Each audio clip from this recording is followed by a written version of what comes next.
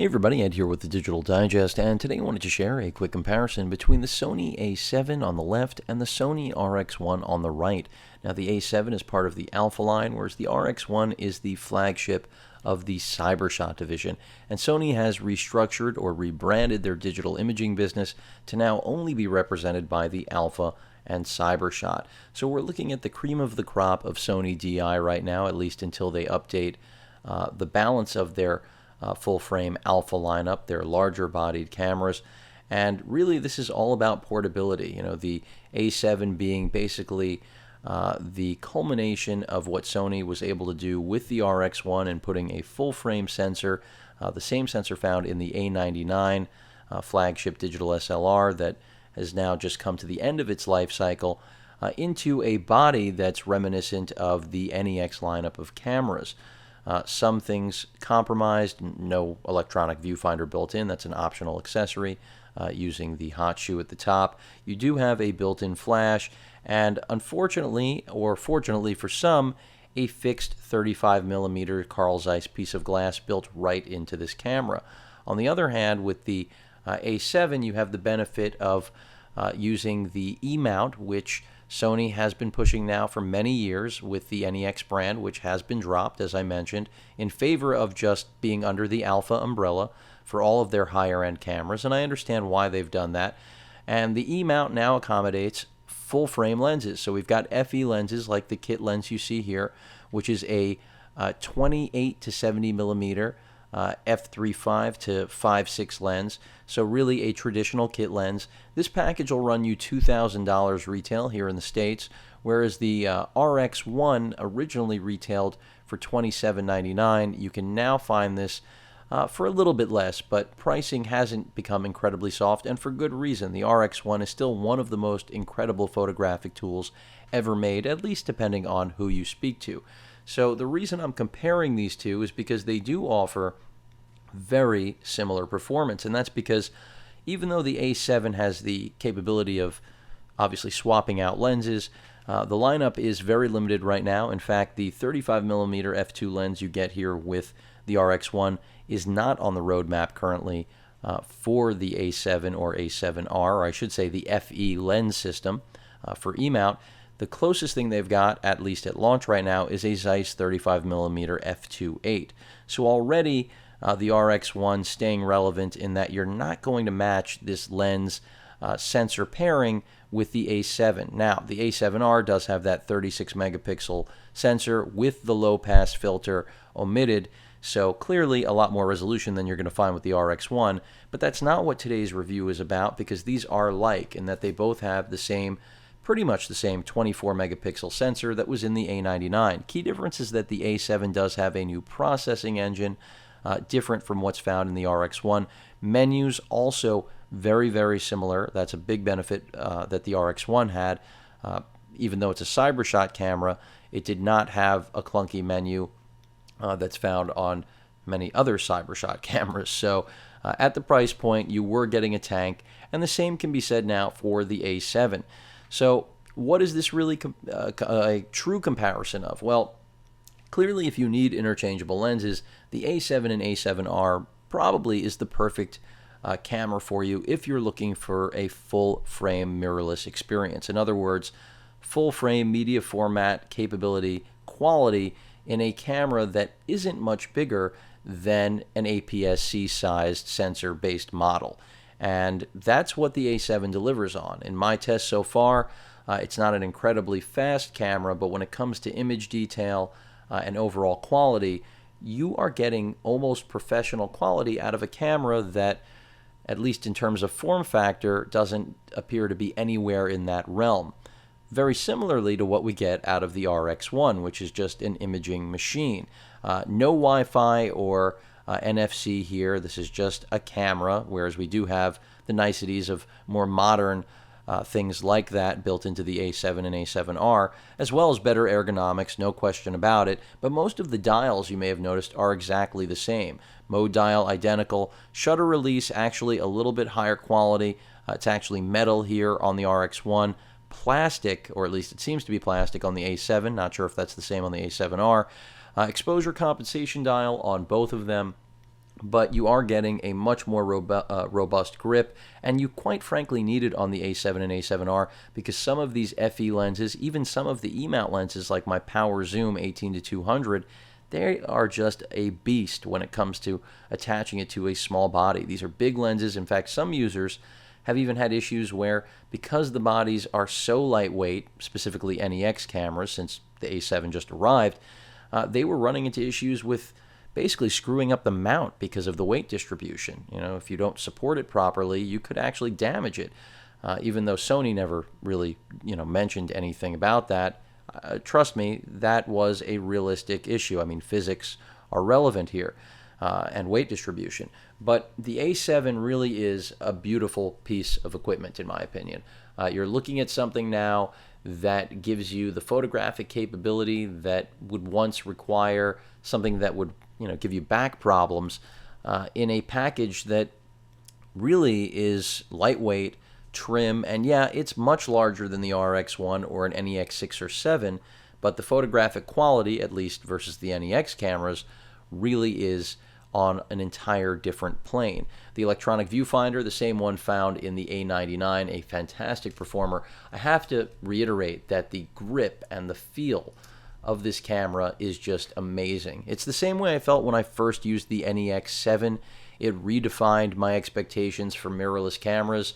Well, this has redefined my expectations for full frame mirrorless, since it's the first, but more importantly also the lightest and one of the best designed cameras I've ever seen. I mean, whether or not you like the actual aesthetics is a matter of personal preference, but the actual usability and comfort, I could see myself shooting with this all day without zero complaints. And so far in my use, I don't have any complaints, even though I haven't taken it out for a marathon run yet.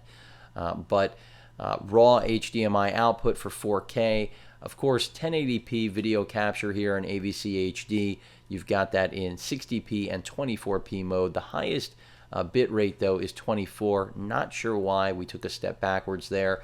I'll investigate that. But overall, a fantastic camera. Battery life, a little over 300 shots. And that Wi-Fi and NFC isn't just a gimmick. Once the application store gets running, it really is going to give you a whole host of features that you won't find on any other camera in this class. So a lot to like about what Sony's done here. It's not just about being lightweight and cute. It's really about raw performance and actually affordable, believe it or not, affordability, because to buy this sort of photographic capability on both still and video sides of things from any other manufacturer, which of course isn't delivered in this form, you'd be paying substantially more. Now, the lens lineup is limited. That is a drawback, but Sony has promised that through the course of 2014, they're basically going to dump a boatload of full E-mount lenses on us. So I'm not really concerned. They fulfilled most of their promises with the E-mount thus far, and since it's now the backbone of the Alpha brand, really, in my opinion, and where they think things are going, and they should be, because I really can't imagine anybody wanting to carry something heavier than this, because this is really now the right balance for some people who felt that the NEX 6 or 7 just wasn't weighty enough to give a quality feel. This really does deliver it, and of course, because the A7R is actually metallic in build, it'll do an even better job of delivering that quality kit feel that maybe you don't necessarily personally feel is here with the A7, depending on how spoiled you are.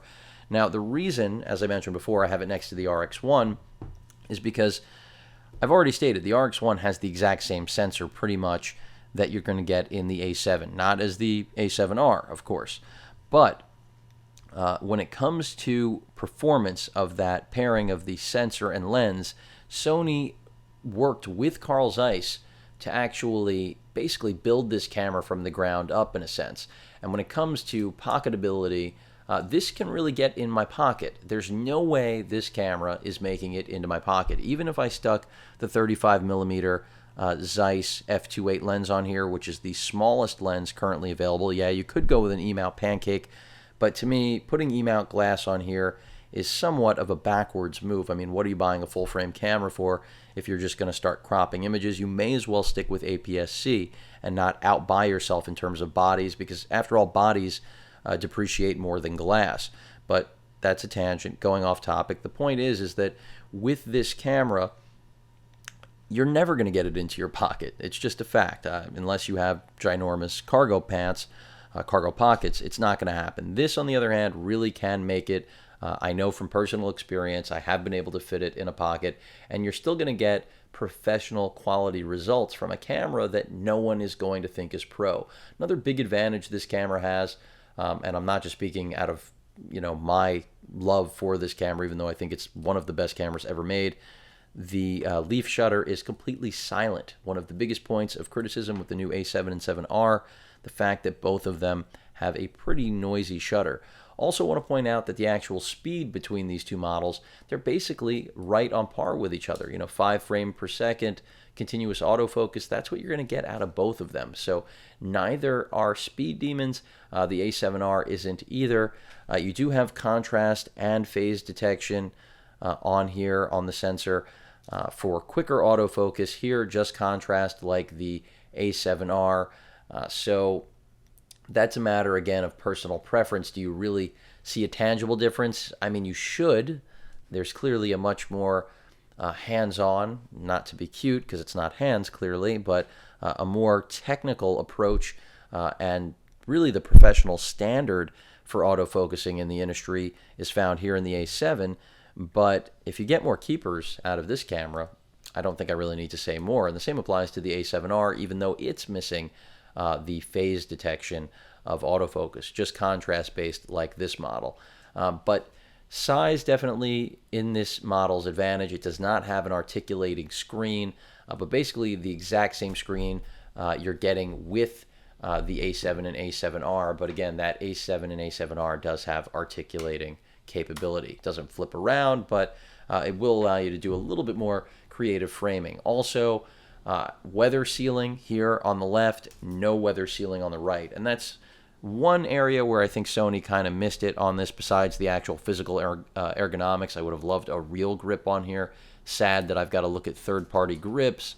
I do also have the Sony Fit case for this, and that really doesn't provide the sort of grip I'm looking for. The grip I'm looking for is what we see right here, and that's why these bodies are virtually identical, except for the grip section, as you may have already noticed, and of course the viewfinder that's been slapped on top.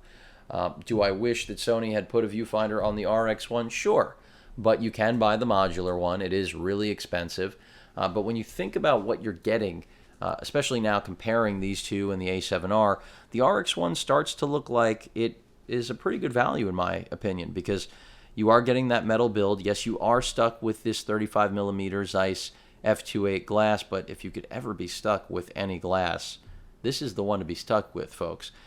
Whereas here, with the A7, you're getting a really flexible device, all of the modern niceties, like I said, Wi-Fi, NFC, but the build isn't metallic. You have to step up to the $2,300 A7R, body only, no kit there, just to get a metallic build like we've got here with the RX1. So not that the actual build quality is necessarily going to be a make or break for many of you out there, but I think anyone who's spending this much on a camera, whether we're talking about $2,000 or $2,800, I think you should care about build quality. I think it is relevant. But really it comes down to, are you looking to take on the new FE lenses? If you are, if you have that budget and you're ready to spend thousands of dollars, then there's no question that the A7 and A7R are really, in my opinion, the best cameras on the market right now, especially since they're just launching on December 1st. But if you want something that's pocketable and is going to deliver the best image quality on the market, obviously the RX1R is another good option if you want to ditch the low-pass filter and resolution is your chief goal, even though you don't get a bump up in megapixels, which I think they should have done, but it's a nice option depending on what you prefer. The other advantage besides pocketability, of course, is that build quality and the fact that this lens has to be somewhere between a $1,200 and $1,500 piece of glass, no matter the lifespan of the actual camera itself.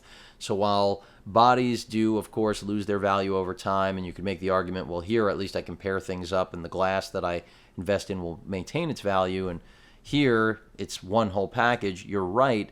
Still, I think the RX1 has a niche that No one's matched, just like no one's matched the A7 or A7R. I'm not going to include Leica in this mix because they just aren't the same household name that Sony is, even though Sony isn't necessarily known for DI, digital imaging, the way they are starting to become. And they should be, because they are, I mean, they make Nikon sensors, enough said. I mean, all of you Nikon fans need to wake up. And I'm not knocking Nikon, but the reality is that if you're buying a Nikon camera, odds are Sony has made their sensor for them. And that's the case with the A7R and the Nikon D600. So basically, it really comes down to form factor. Do you need the interchangeable lenses? For me personally, as I mentioned before, I'm not looking to break out the bills, spend $2,000 or $3,000 now on FE lenses. But if I was, the A7 and A7R are dream machines when it comes to photographic tools, both for still and video. On the other hand, if you're like me and you've already got really competent cameras in your stable and you wanted a full frame device but didn't want the bulk, didn't want the list, that roadmap, because while many of you get excited about a roadmap, there are plenty of people that look at that roadmap and say, I don't want to think about spending $10,000, $5,000, whatever the number is. Well, that's what the RX1 satisfies. Yeah, you may have to buy that modular viewfinder, but I don't even think it's really necessary. I've reviewed it. In bright sunlight, if you put on the sunny mode, weather mode on the screen, all of Sony's cameras are completely usable in bright sunlight. You will not get a washed out display like most manufacturers. So that's another important thing to point out. So right now, really liking both of these cameras. Of course, again, they're appealing to different users, even though they both have the same, pretty much same sensor, same build quality, even though this is metallic and this has weather sealing with polycarbonate. Same button layout. The back of the cameras, I told you, one has an articulating display, the other does not. The grips are very similar, even though clearly on the A7, far more robust. The A7 has the SD card compartment on the right side of the body, whereas on the RX1 it's on the bottom, like most of Sony's cameras of days past. We've got more finger and thumb dials on the A7, and quite frankly, we should, but then again, we don't have the adjustability that we have, the quick fine-tuning right here that we have built into our lens, which for professional photographers and enthusiasts alike, I think is a great advantage for the RX1. Something I wish we had with this camera, but then again, no lens is soldered on, built in literally inside of the camera like it is here with the RX1, so you can't expect all of the controls to be on the lens. Other things to point out, I mentioned they both have the same hot shoe. The viewfinder here is great. I mean, it's the A99. You're going to get the same quality if you buy the modular viewfinder for the RX1. So it's not, the only compromise there is that you've got to worry about it getting knocked off or carrying it around separately. It's a little bit fragile, no question about it. But it is great in the fact that it can articulate. This is fixed. This is not going to move. But that's just another thing I wanted to point out. Battery life, very close, a little bit better with the A7 and A7R, and that's because of battery type. Quite frankly, the W series is going to outperform the battery that's found in all of the CyberShot models. They've got a one-size-fit-all approach to batteries, which I like, because that means if you own CyberShot cameras, you don't have 3 different battery types. But there's no question, would I love to be able to get a little more juice out of this? Sure. But I'm not looking to put a vertical grip on this. That's why the A7 exists. Now you've got a full-frame mirrorless compact that actually has a vertical grip. I mean, that's something the NEX brand couldn't live up to, couldn't mature to, and that's what we are now seeing here. The kit piece of glass is serviceable. I think for the average user looking to get their feet wet and pick this up instead of, Canon, Nikon, it's fine. But with time, you're definitely going to want to spend that money on glass, and that's where I'm going to continue to reiterate the great value here with the RX1, even though many people will interpret it as a dead end because out of the box, this is it. You can't do anything else. I mean, you can add a wireless SD card, you can add a flash, you can use the hot shoe to your heart's content, but that's about it. Final point, on the right side, we do have, much like on the A7, a microphone jack, no headphone jack for monitoring. A little more professional feature there, which it should be. This is a CyberShot. This is an Alpha. You also have micro USB for charging, and of course HDMI out. So very similar again in these feature sets, and because they have that same A99 full frame sensor and incredibly close, at least bodies, I had to compare these for all of you because I know for me personally, this is the struggle right now. Is the A7 offering, or excuse me, A7 or A7R offering enough to make me stop using my RX1 on a daily basis? And I'm not sure that it is, at least based on the current glass offerings. That could change with time, but another element that at least keeps me coming back to the RX1 is the fact that, as I mentioned before, just look at the size difference. Again, if I had the 35 millimeter Zeiss, maybe it would come out to about here, but the body still is just not comparable because of the built-in viewfinder, the grip, the extra thickness, which is because of Wi-Fi, NFC, and a whole bunch of other things being incorporated into this camera that just don't live inside the RX1. So I hope I covered just about everything for those of you like myself trying to figure out which is the better of the two for your uses, but it really comes down to, do you need the flexibility of the lenses, or do you care more about the pocketability? And the whole concept of the best camera is the one that you take with you, that goes everywhere, because this way you actually get your shot. But both will deliver almost 3D-like results, incredible depth of field, and really, especially when paired with Carl Zeiss optics, this is going to get very close, but never really achieve the exact quality that the RX1 or RX1R has. The A7R, on the other hand, that's another animal, a whole nother beast to be tested. But hope this video helps those of you like myself in this predicament. Two great cameras, and the one thing I will say in closing, great to have these kinds of choices, especially from one manufacturer. I mean, look at the rest of the competition, and at least I tend to scratch my head. If you have any questions or comments, please feel free to post them. And of course, as usual, please feel free to subscribe. Later.